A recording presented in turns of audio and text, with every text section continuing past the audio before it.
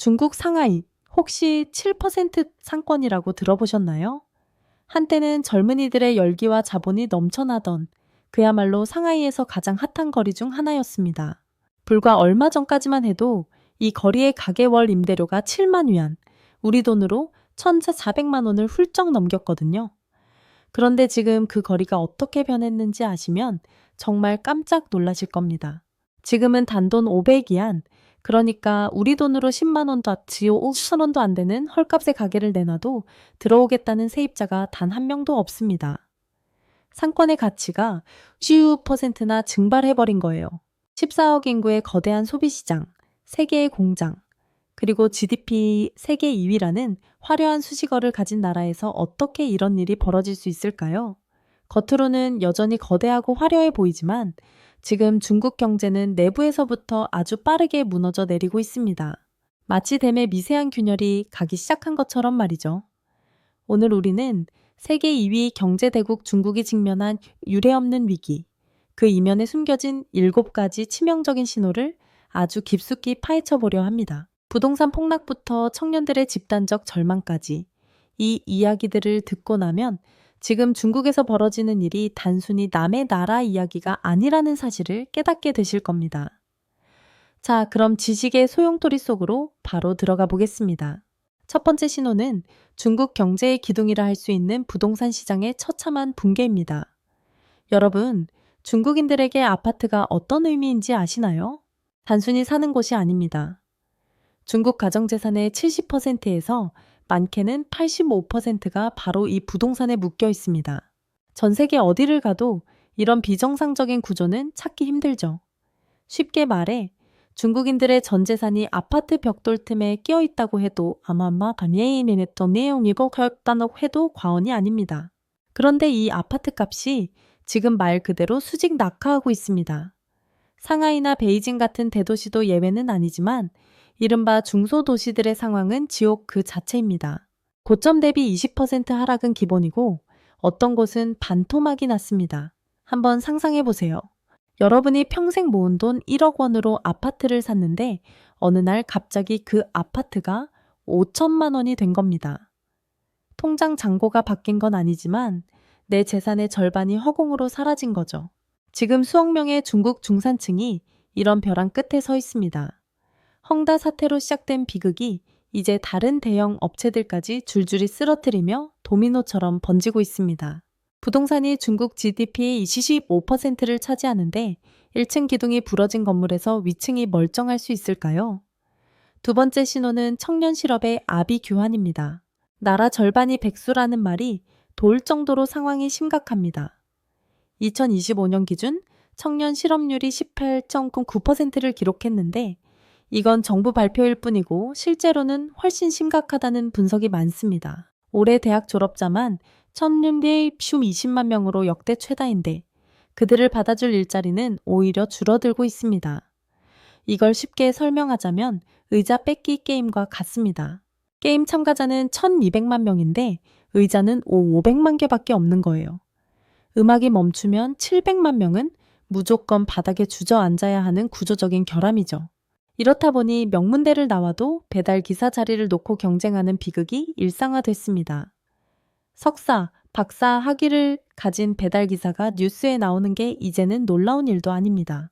세 번째 신호는 한때 중국의 자랑이었던 빅테크 기업들의 대량 해고 사태입니다. 알리바바나 텐센트 같은 기업에 취직하는 건 성공의 보증 수표였습니다. 하지만 지금은 상황이 완전히 뒤집혔습니다. 알리바바는 지난 2년 동안 무려 10만 명 이상의 직원을 내보냈습니다.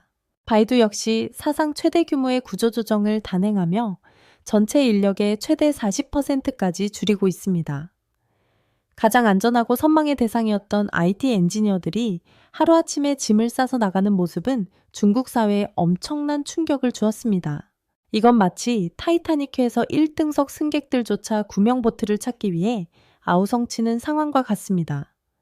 가장 튼튼해 보이던 거대 기업들마저 침몰하고 있다면 이 경제라는 배가 얼마나 심각한 상태인지 짐작이 가시나요? 네 번째 신호는 소비 절벽입니다. 중국 하면 떠오르던 통큰 쇼핑객의 이미지는 이제 옛말입니다. 2025년 말 중국의 소매 판매 성장률은 1%대로 추락하며 사실상 성장이 멈췄습니다. 한 해 동안 중국 전역에서 문을 닫은 오프라인 매장만 17,000개가 넘습니다. 매일 50개씩 사라지고 있는 거죠. 명품 시장의 붕괴는 더욱 상징적입니다. 세계 명품 시장의 큰 손이었던 중국인들이 이제 루이비통 매장 앞에서 줄을 서지 않습니다. 대신 그동안 샀던 명품 가방을 중고 시장에 나에다 팔아 생활비에 보태고 있습니다. 왜 그럴까요? 돈이 없기 때문입니다. 부동산 가격이 폭락하니 자산 가치가 떨어졌고 일자리가 불안하니 미래가 두려워진 겁니다. 내 아파트가 10억일 때와 5억일 때 지갑을 여는 마음가짐이 같을 수 없겠죠. 다섯 번째 신호는 중국 경제의 버팀목이었던 중산층의 몰락입니다.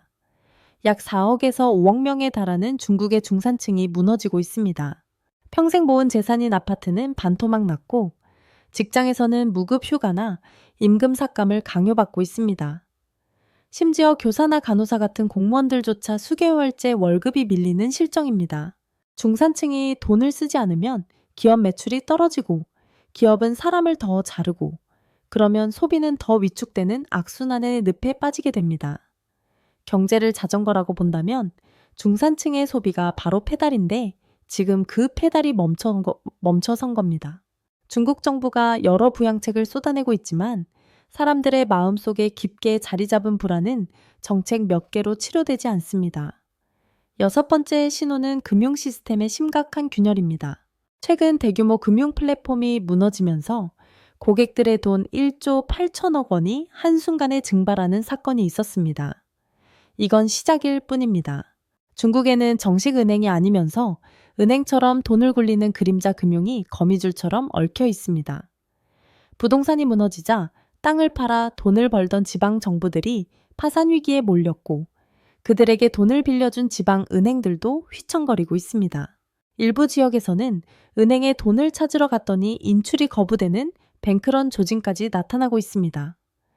금융 시스템은 거미줄과 같아서 한 가닥이 끊어지면 그 충격이 전체로 전달됩니다. 지금 중국 금융의 거미줄은 여기저기서 툭툭 끊어지고 있는 상황입니다. 마지막 일곱 번째 신호는 사회 전반에 퍼진 깊은 절망, 바로 탕핑 현상입니다. 탕핑은 글자 그대로 대자로 드러누워 버린다는 뜻입니다. 청년들이 깨달은 겁니다. 아무리 죽어라 이래도 집 한 칸 살 수 없고 아무리 노력해도 부모 세대만큼 살 수 없다는 사실을 말이죠. 그래서 그들은 결혼도 출산도 내 집 마련도 포기하고 최소한으로만 먹고 살겠다는 무언의 저항을 선택하고 있습니다. 이건 중국 경제의 미래의 치명적인 독소입니다. 일할 사람이 줄어들고 사회의 활력이 사라지면 경제 성장은 불가능하기 때문입니다. 중국 공산당이 가장 두려워하는 건 바로 이 희망의 상실입니다. 역사는 반복된다고 하죠. 1990년대 일본이 걸었던 길을 중국이 그대로 밟고 있다는 우려가 큽니다. 하지만 중국은 일본보다 상황이 더 나쁩니다. 일본은 부자가 된 후에 늙었지만 중국은 부자가 되기도 전에 늙어가고 있습니다. 1인당 GDP가 선진국 문턱에도 못 갔는데 성장이 멈추는 중진국 함정에 빠진 겁니다. 여기에 미국의 강력한 견제까지 더해져 수출길까지 막히고 있으니 그야말로 진퇴양난입니다. 지금 중국은 배터리가 1% 남은 스마트폰과 같습니다. 겉은 번쩍거리지만 충전기가 고장나서 언제 전원이 꺼질지 모르는 아슬아슬한 상태죠. 지금까지 살펴본 7가지 신호는 서로 아주 긴밀하게 연결되어 있습니다. 부동산이 무너져서 중산층이 무너지고 소비가 줄어드니 기업이 해고를 하고 해고를 당하니 청년들이 절망하는 악순환의 고리가 완성된 겁니다. 이건 인위적인 부양책으로 해결할 수 있는 범위를 이미 넘어선 것 같습니다. 우리 입장에서도 남의 일이 아닙니다. 중국은 우리의 최대 교역국이고 그들의 위기는 곧 우리 수출의 위기로 다가올 수밖에 없으니까요. 2026년은 중국에게 운명의 해가 될 것입니다. 쌓여왔던 문제들이 한꺼번에 터지고 있는 지금 중국이 이 위기를 극복할 수 있을까요? 아니면 일본처럼 장기 침체의 늪으로 빠져들게 될까요? 확실한 건 지금 중국에서 벌어지는 일이 단순한 경기 침체가 아니라는 사실입니다. 경제의 근간이 흔들리고 사회의 신뢰가 무너지고 있습니다. 그리고 그 변화의 결과는 우리 모두에게 영향을 미치게 될 것입니다. 여러분은 중국의 미래를 어떻게 보고 계시나요? 정말 무너질 거라고 생각하시나요? 아니면 어떻게든 살아남을 거라고 보시나요? 오늘 준비한 이야기는 여기까지입니다. 중국 경제의 흐름을 놓치지 않으려면 앞으로 청년 실업률과 부동산 가격 추이를 계속해서 눈여겨보셔야 합니다. 긴 시간 시청해 주셔서 감사합니다. 내용이 유익하셨다면 구독과 좋아요 부탁드립니다. 저는 다음 영상에서 더 깊이 있는 지식으로 돌아오겠습니다. 지금까지 지식의 소용돌이였습니다. 감사합니다.